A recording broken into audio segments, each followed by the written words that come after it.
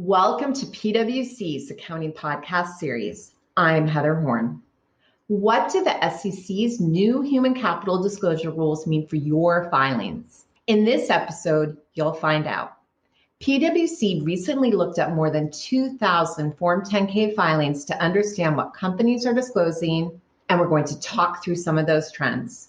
Joining me for this discussion are Cherie Wyatt, a PwC partner and the Diversity, Equity, and Inclusion Assurance Leader, along with Brandon Urie, a principal in our Organization and Workforce Transformation Group. They were guests back in January to discuss what companies should consider when incorporating the new rules, and they're back again to talk about what they saw coming out of the latest 10-K reporting season.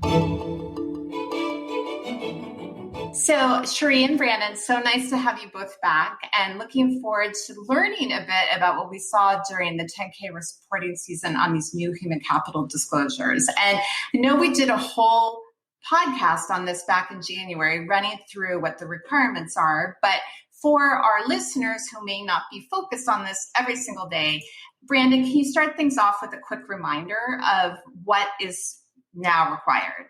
Absolutely, Heather. So companies are now required to disclose the number of employees they have in the business and a description of its human capital resources. Further, they're supposed to disclose any human capital measures or objectives that are material to an understanding of the business. They provide some examples such as the development, attraction, and engagement and retention of the employees. Now, it's interesting. These apply to any filing that's subject to Regulation SK, such as 10K and S1 filings. But there's been no definition of human capital for these rules, no list of required measures to disclose. It is a principles-based disclosure requirement, and so it should be tailored to the company and may evolve over time as things change. And so a company really needs to consider the materiality of certain measures or metrics to its own business. Perfect. And I think that question of materiality, even when you were starting things off, of course, immediately comes to mind is what do we mean when we say material? And that's something we did talk about in more detail, as well as some of the other nuances in our original recording. So I don't want to spend too much time on that today. And I will put a link in the show notes so our listeners have that handy. But I'm really curious about focusing on now is not so much what's required, but what we actually saw. So Cherie, I know your team has done a study of many of the filings. So very curious if you want to give us a quick summary of the study and then maybe some high level findings. Yeah, I mean, kudos to the team. We through the February 28th filings, they reviewed about 2,100 filings since the rules became effective. And so this includes all the large accelerated filers that had to file by the end of February.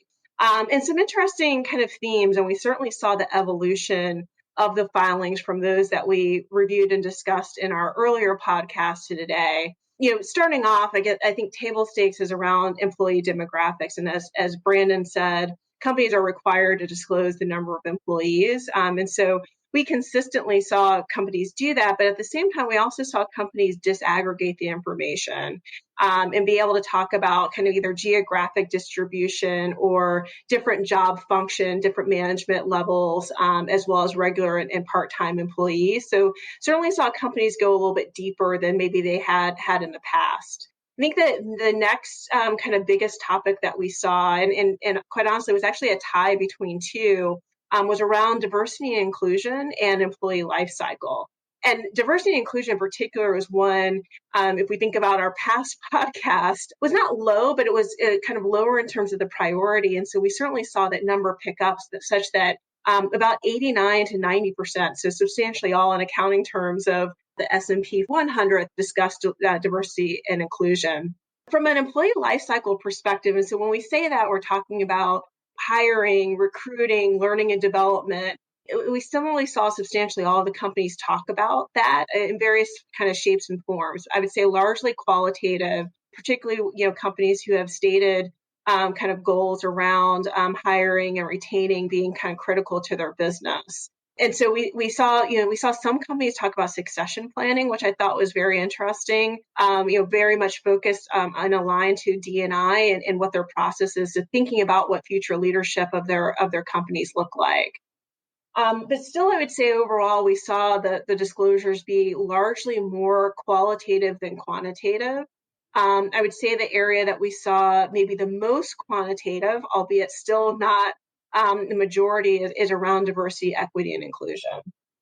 Okay, so then couple questions, and I want to come back to your DEI comment. But one thing on the employee life cycle, so you mentioned that it was mostly qualitative, and this is truly going to be just impression from you, because I don't think there's a way to do this scientifically. But when you say qualitative, are you talking like they did one sentence on each part of that life cycle, or did you typically see like very robust conversations, or is like obviously anything in between? Yeah, I would say it was generally a couple sentences where they talked about hiring, recruiting practices, learning and development. So it was certainly a qualitative discussion as opposed to just a civil statement around, recruiting is a top priority for our company. Because I would imagine this is a place for any of these qualitative disclosures, really starting to build them out as you go forward and start to see, I guess, what the market's looking for, et cetera. Because given how important talent is, that employee life cycle obviously seems like a key. But I do want to come back to your point on diversity and inclusion. And I know last time we spoke, it was so interesting because the number was a little lower than we anticipated. Still not a bad number, but only about 46% of companies hit that. And so now when you're looking at the 1231 filers, what types of numbers did you see and any other observations? Yeah, so we saw it go up to around 66%. Now, remember, when we're talking about the companies that we evaluated, it's both small public companies that filed through February 28th, as well as our large public companies. When you start to look down at the S&P 500 or the S&P 100, those percentages start to get much higher, closer to the 90+% of those large companies disclosing around diversity, equity, and inclusion. And then when you even look at the industry level, you start to see even more variations by industry around what they viewed as kind of their, material issues, in particular, kind of what the priority was around D&I. So then specific to sectors, what did you see? And in particular, I'm from the power and utilities sector, and I think you had some interesting findings there in a positive light. Yeah, so utilities and insurance were probably the two sectors that we saw D&I disclosed most frequently. So like more than 80% of the disclosure reviewed in this industry had D&I. So I would say that was probably the highest out of all of the sectors that we saw. So quite impressive to your sector. On the other hand, we saw banking and capital markets only discussed it about 38% of the time. And we know just in reading articles and attending various kind of diversity, equity, inclusion type discussions that banking and capital markets, financial services is one area that's, one sector that's really focusing on these issues. And so, as I said in the previous podcast, I think there's going to be an evolution of these disclosures. And so, I'm hopeful that we'll start to see more in the banking capital market space. And that could also be an indicator of the size of the companies. Again, a lot of these percentages could be skewed depending upon how many smaller companies they may have in the sector that are in different points of the maturity scale around a topic such as diversity, equity, inclusion.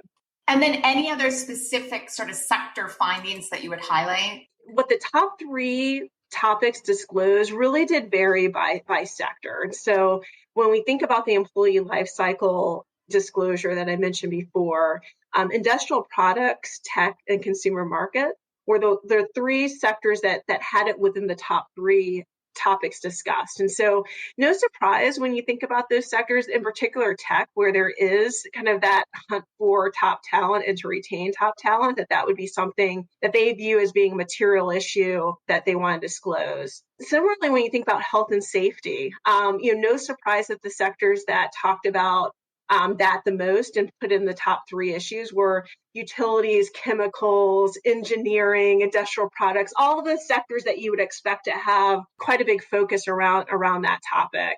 And then total rewards. I think, again, I don't know if there's too much surprise that you would see health and pharma life science. You have total rewards being something of importance, right? Given the sector that they operate in, right? And when we talk about total rewards, it's not only compensation, but it's also benefits. Media and entertainment was also one that we saw, total rewards discussed in quite a bit of frequency. So it was certainly interesting to see the variations, but also kind of the similarities within the companies within a sector. And as I reflect on the conversations that we had leading into the disclosures for our 1231 filers in particular, many companies want to know, like, what are my peers going to say, right? I want to be a leader, but I also don't want to be an outlier. So I think there's going to be a lot of learnings coming out of this disclosure, and again, be able to see it evolve for the next time.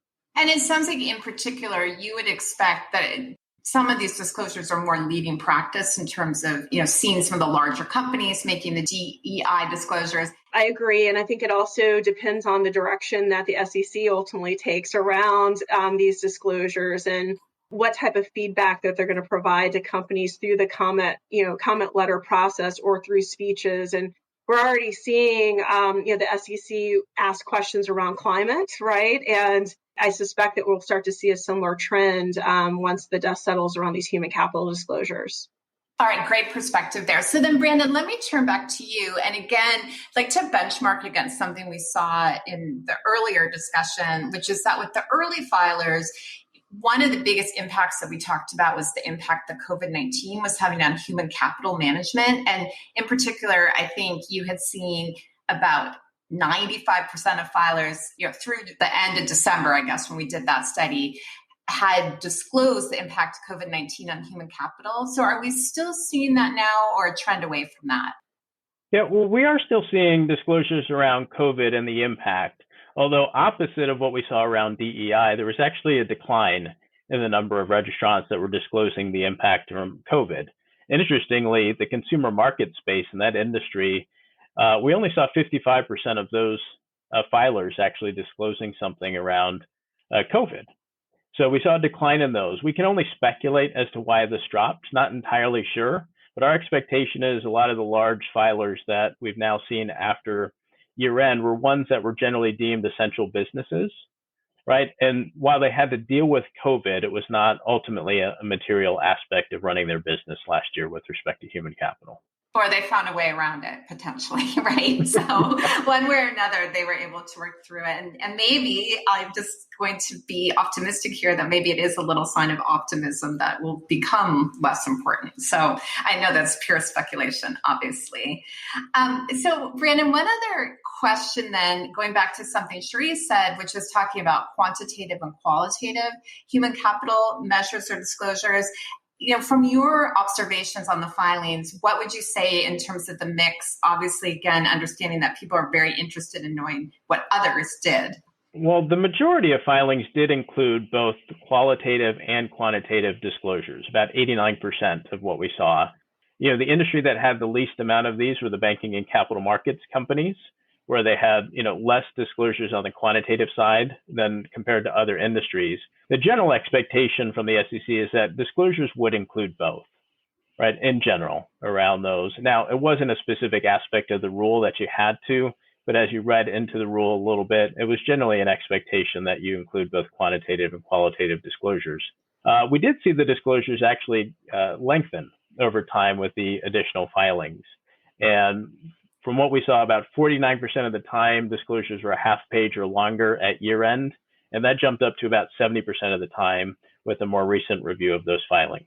And would you say that could have something to do with the fact that it was some of the larger filers potentially, or again, it's too, we're just seeing the data. It's hard to figure out what's driving some of these trends. My speculation is the larger filers that have more refined and actionable human capital plans around attraction and retention, they had more things to talk about. And with them, it was generally a matter of narrowing down what they thought was material, but they had plenty to disclose. And then Cherie, from your kind of review of the data and what we saw, any other key observations that you would highlight? Yeah, so we hit on safety and total rewards a bit as we talked about the sectors, but I think the other thing that we saw a bit of that I know we had a lot of discussions with companies about leading into the disclosure was around employee engagement. And, we know many companies do poll surveys to kind of understand, how their employees are feeling, the level of inclusivity within an organization. And we saw some companies who touched on it, but certainly more in a qualitative manner as opposed to quantitative.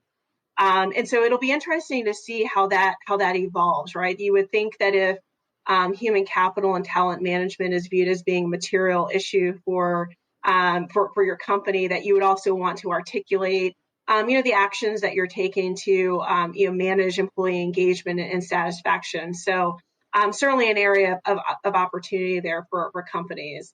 I think the other thing to kind of step back and reflect on is that, as Brandon said at the top, the disclosures were required for areas that were material to a company. And so now companies have gone on record with stating what's material to them and looking at the percentage of companies that have indicated diversity, equity, inclusion are important, or material issues, or talent attraction. It's really going to be what happens next.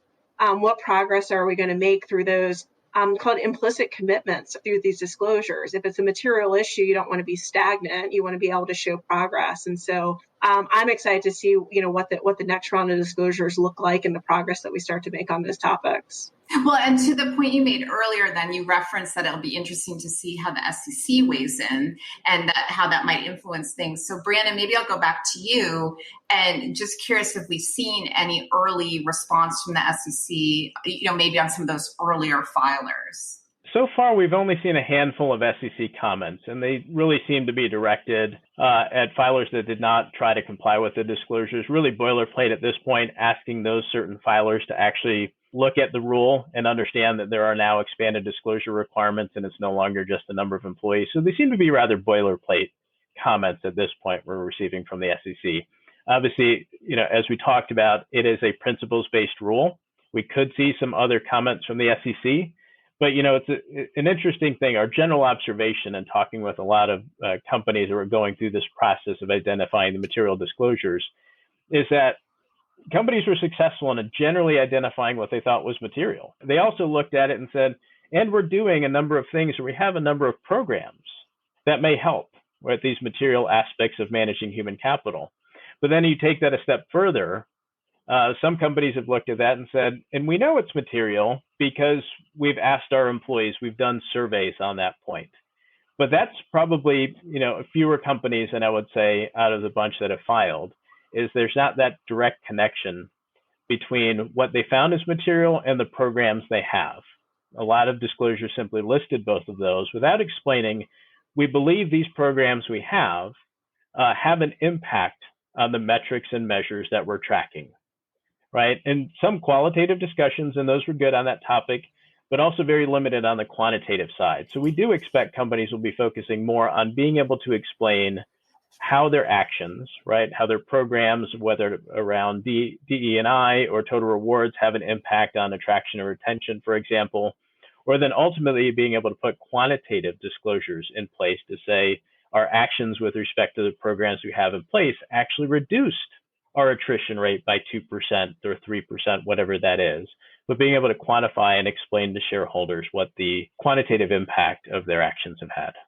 So Brandon, just going back to the SEC comment that some companies seem like they didn't include anything on this. And obviously not every company is PwC, where human capital is, our number one asset. But on the other hand, I was just trying to think of a company that it would be like there's no aspect of human capital that's important. And so how do we think about that? Have you seen companies able to address those comments, or again, it's too soon to tell?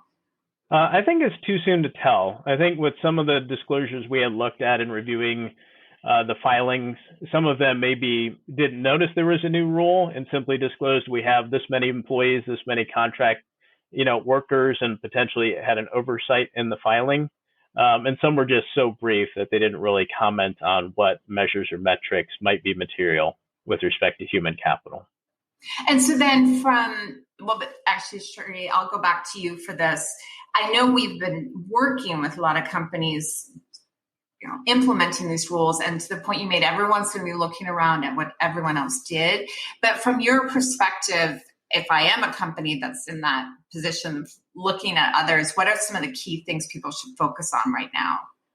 Yeah, so I think the first thing, we've received so many questions around like, what's the best? What's a leading practice around the disclosure? And the reality is that there's not one size fits all. Every company is different, even within a sector. May have different material issues based off of how they operate, and so it's hard to kind of say like this is the best disclosure, model it after that, right? So it really is a thoughtful process that we encourage companies to go through in determining what those material issues are. But then it really becomes a question around the data and the availability of the data to make the disclosures. And so we did see, to the extent companies were disclosing quantitative information, a lot of times it was at a very aggregated level. In working with companies, a lot of that's driven by, we need to do more to feel more comfortable with the data that we're going to disclose, right? So giving the example of D&I, for example, many companies are starting to think about self-ID campaigns, right? So they may not have been able to feel comfortable going to a level of disaggregation where they disclose further race and ethnicity for their U.S. employees, as an example, because they didn't have that information or they weren't confident with the information that might have been within their HR management system. And so for that reason, companies are saying, okay, well, we want to be able to be more transparent within our 10K disclosures or otherwise. And so starting a process to gather that information. Similarly with disaggregation by geography, I think that's going to be where companies are going to look at what their peers are doing. Again, business models are different, even though you're in a similar sector. And so I don't know that we're going to see ultimate consistency, but I do think we'll get to a point where hopefully we'll start to see more data being disclosed to give investors more insight into these into the material topics that they're managing. And then one question on that self-identification, because I know there's also a view from some employees that this is like private. I shouldn't have to share my sexual orientation with my employer or even my ethnicity or some of the things we're kind of more used to sharing. So are you seeing a lot of pushback or hearing from companies a lot of pushback, or even so it's worth asking the question because this data is important to investors and others? Yeah, so it's definitely a topic that many stakeholders within the company are considering, right? Legal ramifications that may occur, but there's also on the other side the data insights that you have there, and thinking about the more access you have to the data, the better you can start to define and align your strategies to fit your employee base. And so there are definitely kind of pros and to some extent cons around gathering this information.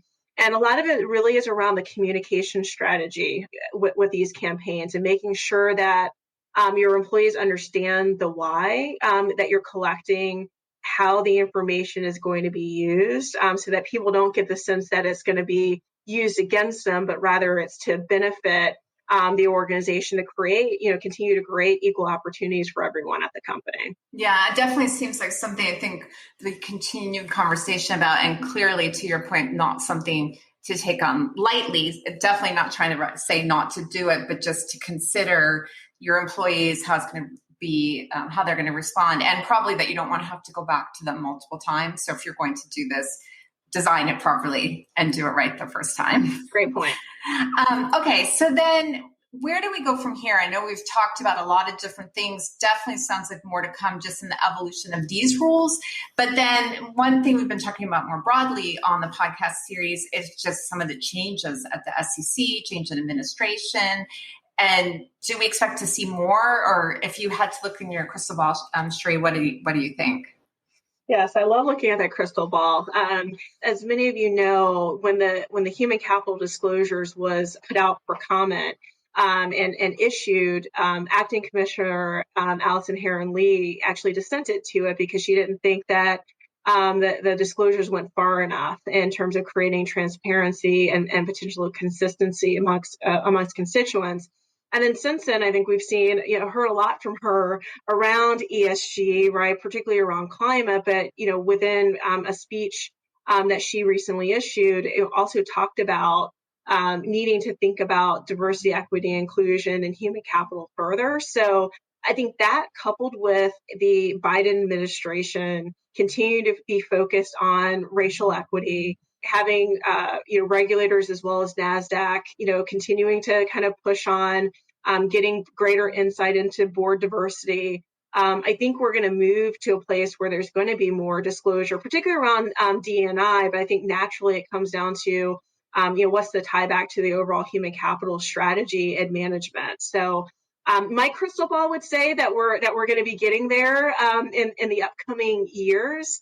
And so as I've talked to our clients, it's really about being prepared for that. The data journey is often a long journey to ensure that you understand kind of where the data originates and all the different mechanisms that it goes through in order to get to being ultimately reported. And similar to what we see from a financial reporting perspective, what are the process controls, policies that are in place to ensure that what you're ultimately putting out into the public, whether it's in a 10K or corporate responsibility report or human capital report, whether that's investment grade data. And that process and journey takes some time. It's not something that you are able to identify and complete in a 3-month period of time. And so I've encouraged, the clients that we've been working with to start it now so that they're prepared if and when the SEC requires more from them. Well, so that was actually such a good point. And as you were talking, I was thinking, we touched on this in different ways, but if you are meeting with the controller now, or, someone responsible for these disclosures, some combination of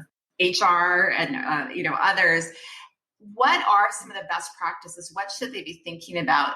Putting aside that the rules might even get more robust, but just, okay, you got through this year, now you have 9 months. How should you start thinking about next year?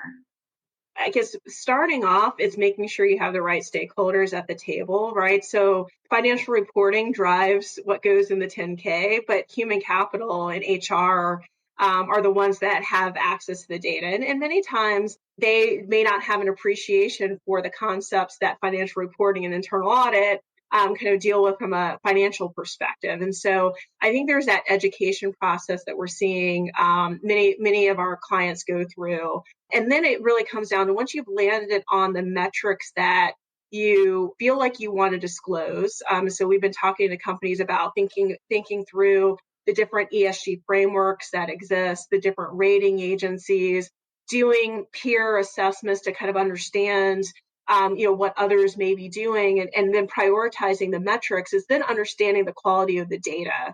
And that's where, being able to engage with your enterprise risk management groups, your internal audit groups that have done this in so many other kind of, scenarios can really help inform you around what you can and are ready to disclose and where the risks may be, and then developing the strategy to mitigate those risks or close the gaps or remediate the gaps, I should say, so that you're ready to have the disclosures that you think are important to telling your story. Yeah, because it sounds like you don't want your story to be driven by the data, but instead you want to figure out what your story is and then make sure you have the data to support it. Exactly. All right. Well, really appreciate the insights from both of you. I have a semi-human capital related question to wrap things up. And this is actually a play off a question we asked in our quarterly webcast. But what I'd like to ask you is what your worst job prior to PwC was. And so if you guys want to think about a second, I can say mine. So this may be surprising. So I was an intern in an accounting department for a company between my third and fourth years of college. And it was terrible. I didn't find it interesting. I didn't really like the people I was working with. And I kept thinking, why did I pick this as a career? Now, obviously, I got over that. It worked out. And I've been at PwC since I graduated from college, but definitely was not a great summer job. So how about, Sheree, I'll go to you. Well, that's a tough one because I would say that I haven't had a bad job. I worked for a retailer when I was in high school and through college, and I loved it because I got the employee discount on clothes, right? So I felt like I was always very well dressed. So I really can't complain about that experience. I guess I've been fortunate to just work in a lot of great places that I've loved.